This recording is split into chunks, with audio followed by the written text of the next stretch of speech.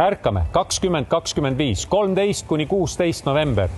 Neljapäeval, 13. novembril kell 18.30 toimub tervikliku tervenemise teenistuse õhtu. Kohal on palju teete sõpru üle Eesti. Jagame tervenemise tunnistusi, kuulame prohvetlikke sõnumeid, ülistame koos. Ja loomulikult palvetame igal õhtul kõikide abivajajate eest. Reedel, 14. novembril kell 18.30 toimub ülistusõhtu, mida veavad noored üle terve Eesti.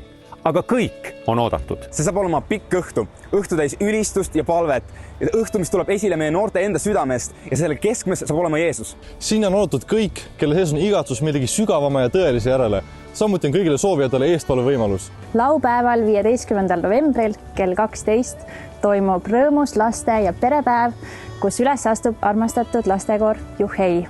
Meil on jalgpatud, õhupalliloomad, jäätis ja suhkruad.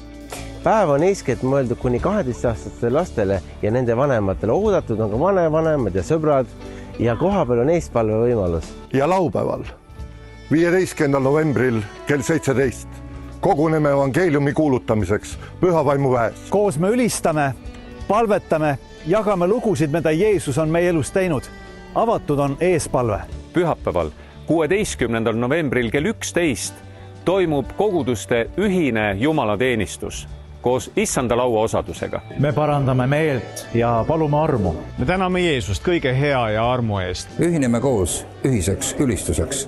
Me palvetame oma maa ja rahva eest. Me kuulutame, et Jeesus päästab ja tema plaan täitub sellel maal. Amen. 16. novembri õhtul kell 17.00 kõlab seesama sõnum veel üks kord. Jeesus päästab. Siis juba koos bändiga Kruks. Näeme seal. Ansambel Kruks on kõnetanud inimesi Narva piirist, Saaremaa tipuni, Tallinnast, Võru ja Valgani. Tule kohale, sest sellest teenistusest ülekannet ei toimu. Ärkame 2025, 13 kuni 16 november Tallinnas messikeskuses. Rohkem infot ärkame.ee. Kohtume messikeskuses.